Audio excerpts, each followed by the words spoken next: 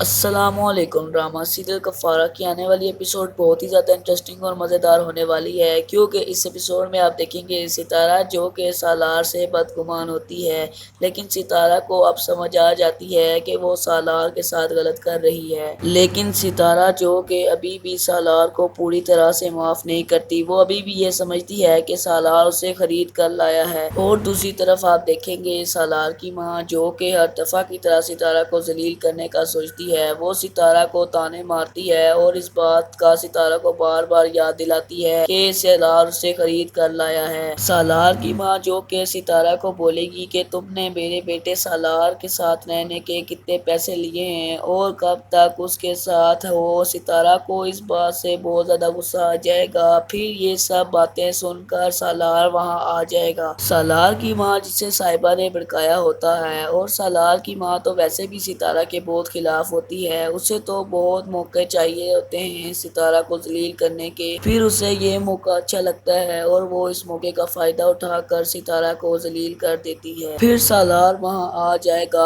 اور اپنی ماں سے پوچھے گا کہ صاحبہ کو کس نے بتایا۔ پھر سالار کی ماں اسے بتائے گی کہ اسے اس بندے نے جس کو تم نے پراپرٹی اور چیک دیا تھا، ستارہ کا کزن سلمان نے۔ اس بات سے ستارہ اور سالار کو بہت شوق لگ جاتا ہے کہ سلمان ایسا اب کیوں کر رہا ہے۔ اور دوسری طرف آپ دیکھیں گے ستارہ جو کہ صاحبہ کے دوست کو بولتی ہے کہ اگر تم نے اگلی بار ایسا کام کرنے کا سوچا بھی تو زخم پھر بھی ٹھیک ہو جاتے ہیں، لیکن جب ہڈیاں ٹوٹ جاتی ہیں تو وہ جلدی نہیں صحیح ہوتی۔ اور دوسری طرف آپ دیکھیں گے نجمہ بیگم جو کہ قاسم کی دادی کو بولتی ہے کہ میری اولاد میرے برے سے برے وقت میں بھی میرا انہوں نے ساتھ نہیں چھوڑا، وہ آپ کے پوتے کی طرح نہیں ہیں جو اپنی بارات سے بھاگ جائے۔ اس نے تو ستارہ کو بڑی محفل میں چھوڑ دیا تھا صرف پیسوں کے لیے، اور انہیں بولے گی کہ اپنے پوتے کو میرے بیٹے سے نہ ملائیں، اس کا اور میرے بیٹے کا کوئی مقابلہ نہیں بنتا۔ اس بات سے